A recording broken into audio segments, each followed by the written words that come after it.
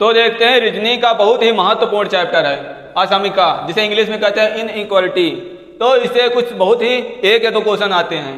तो देखते हैं इस चैप्टर को। अगर वीडियो अच्छा लग रहा हो तो हमारे वीडियो को लाइक कर दीजिए, सभी दोस्तों में शेयर कर दीजिए और चैनल को सब्सक्राइब कर दीजिए, जिससे नए नए जो वीडियो आते रहें आपको अपडेट होते रहें और आप अच्छे से तैयारी कर सकें। तो देखते हैं इसका।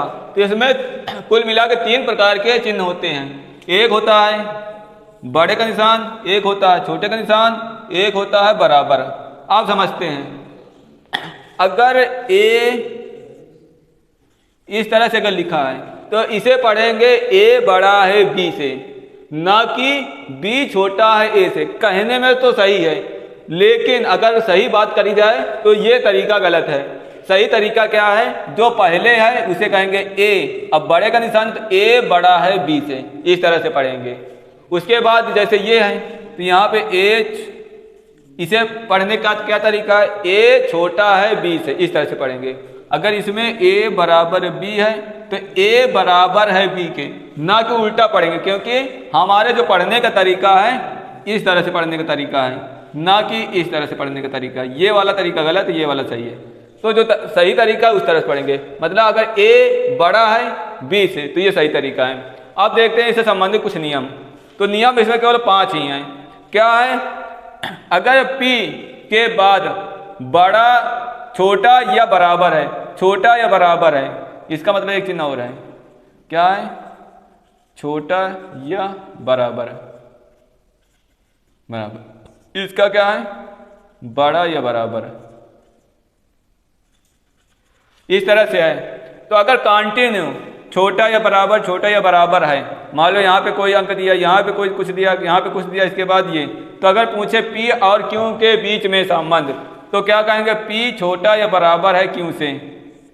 उसके बाद अगर दूसरा नियम देखें तो अगर बड़ा या बराबर, यहाँ बड़ा बराबर, यहाँ बड़ा बराबर, कंटिन्यू जितने भी बीच में है, अगर इस तरह से चिन्ह दिए हैं, मान लो यहाँ पे कुछ दिए हैं, मान लो A दिए, यहाँ पे B दिए, यहाँ पे C दिए हैं, अगर इस तरह से हमें समीकरण आ रहा है तो क्या कहेंगे? P बड़ा है या छोटा है, बड़ा या बराबर है Q से, तो इसे लिख देंगे। अब एक नियम और समझते हैं।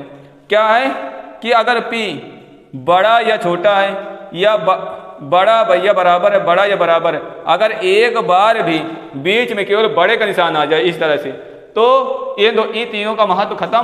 क्या कहेंगे? P बड़ा है Q से, ये नियम होता है। आगे क्वेश्चन में समझाते हैं किस तरह से।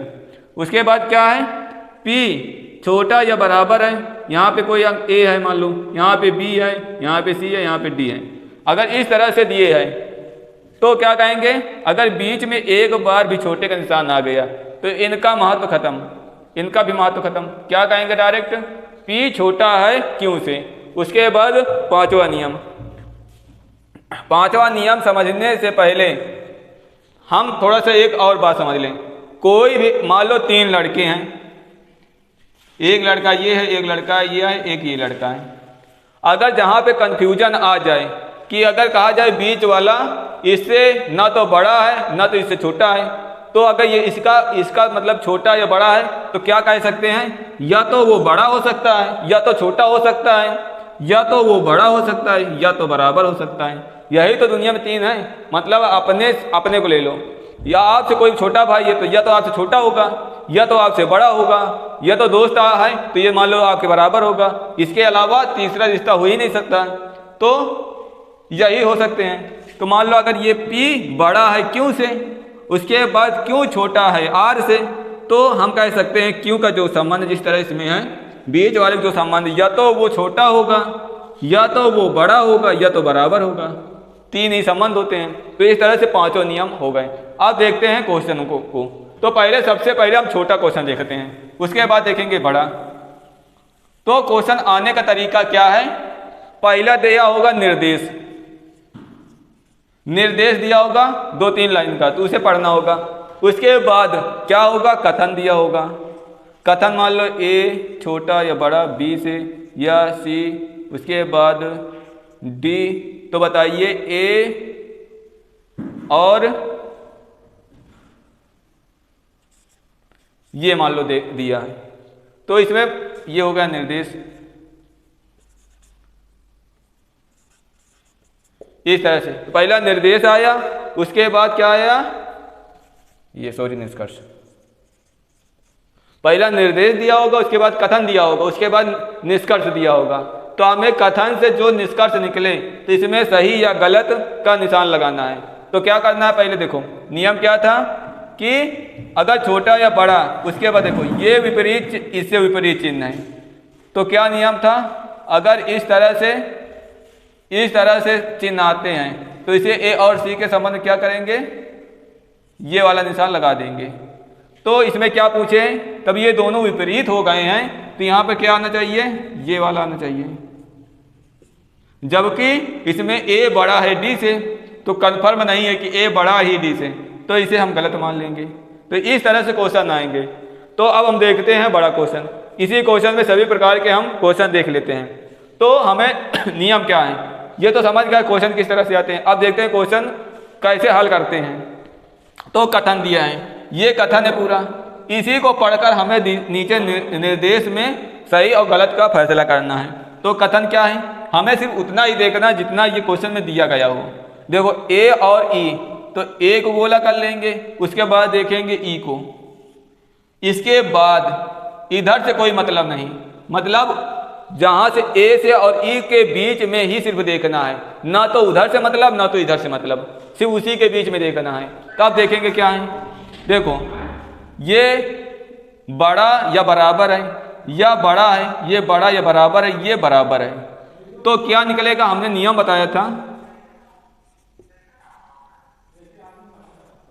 ये है अगर बड़ा या बराबर, फिर बड़ा या बराबर, उसके बीच में अगर एक बार भी अगर यह चिन्ह आ जाता है बड़ा का केवल, तो उसे कह देंगे ए बड़ा है बी से, ये ध्यान रखना। तो इसमें क्या है, ए बड़ा है ई से, क्योंकि ए है और ये ई है। तो इस तरह से ए बड़ा है ई से, तो इसमें क्या, ए छोटा नहीं है ई से। तो इसमें कौन से नियम लग सकते हैं, देखो ए बड़ा हो सकता है ई से, और ए बराबर हो सकता है ई से। तो कन्फर्म नहीं है, इसीलिए हम इसे क्या कर देंगे, गलत। अगर अब देखते हैं दूसरा क्वेश्चन, क्या है, डी और एच के बीच में देखना है, बाकी से कोई मतलब नहीं। तो क्या देखेंगे, पहले डी को गोला कर देंगे, उसके बाद एच को, उसके बाद इन्हीं के बीच में हमें केवल संबंध ज्ञात करना है। देखो ये बराबर है, ये छोटा या बराबर है, ये सिर्फ छोटा है, ये क्या है, छोटा या बराबर है। तो इसमें क्या नियम था कि अगर एक बार भी छोटे का निशान आ गया, मतलब क्या था, अगर ए छोटा या बराबर है, ये छोटा है, छोटा या बराबर है, बी है, इस तरह से अगर दिए हैं, तो अगर एक बार भी आ जा रहा है तो ए छोटा है बी से, ये कर देंगे। तो इस तरह से इसमें क्या है, ई छोटा है एच से, मतलब डी छोटा है ई एच से, मतलब ये सही हो गया। अब देखते हैं तीसरा क्वेश्चन। तीसरा क्या है, यन और जे। तो आप देखेंगे यन और जे कहाँ है, तो यन ये है, उसके बाद जे ये है, इसके बाद इनके बीच में ही संबंध देखना है, इसके अलावा हमें और पूरा नहीं देखना है, मतलब इधर से कोई मतलब नहीं है, सिर्फ जे और एन देखना है। तो देखेंगे, तो एन से शुरुआत, तो एन से देखेंगे, देखो ये छोटा का निशान बना है, उसके बाद बराबर का निशान बना है, उसके बाद नहीं, ये बड़ा का निशान बना है। उल्टा पढ़ रहा है तो छोटे का निशान सही है, छोटा का निशान, क्योंकि उल्टा देख रहे हैं। उसके बाद क्या है, ये बराबर है, ये छोटा है, ये बराबर है, उसके बाद बराबर है। तो अभी नियम हमने बताया था कि अगर एक बार भी आ जाता है तो इसमें हम छोटे का निशान ही लगाएंगे।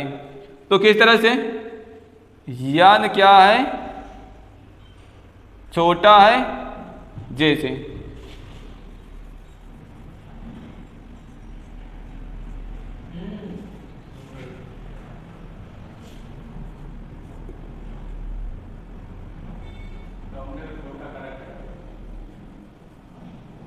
चल रहा है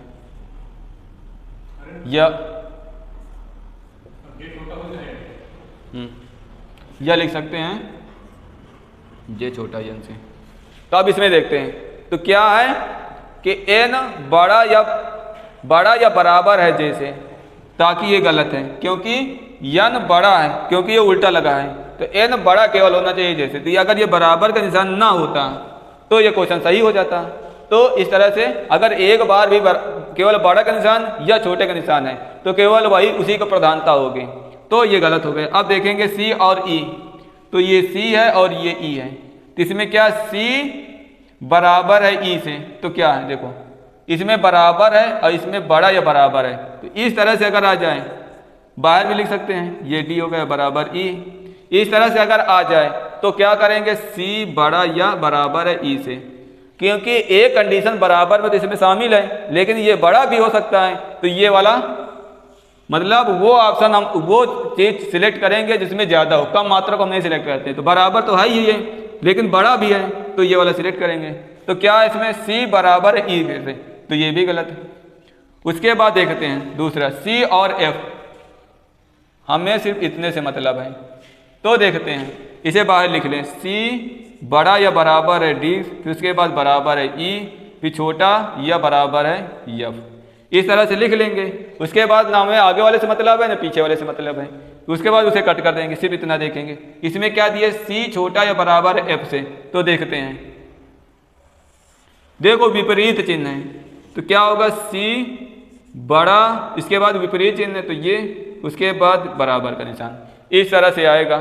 तो देखें तो ये भी गलत, उसके बाद ए भी गलत, मतलब पांचवा भी गलत और छठवां भी गलत। एक नए प्रकार का क्वेश्चन देख लो कि क्योंकि निर्देश में निष्कर्ष में जो ऑप्शन दिए होते हैं उसमें क्या होता है, क्या था, या तो पहला सही है या तो दूसरा सही है, ना तो पहला सही है ना तो दूसरा सही है। अगर ये भी ऑप्शन देख लें तो अगर दोनों ऑप्शनों को मिला दें तो ये कंडीशन आ जाएगी, तो क्या या तो पहला सही या तो दूसरा, मतलब अगर दोनों का अगर एक साथ अगर मिला दें तो ये वाला पांचवा और छठवां सही हो जाएगा। तो इस तरह से चैप्टर हुआ खत्म। उसके बाद अगले वीडियो में नेक्स्ट चैप्टर लेकर आऊँगा। अगर वीडियो अच्छा लगे तो लाइक कर दीजिए, सब्सक्राइब कर दीजिए और दोस्तों में शेयर कर दीजिए।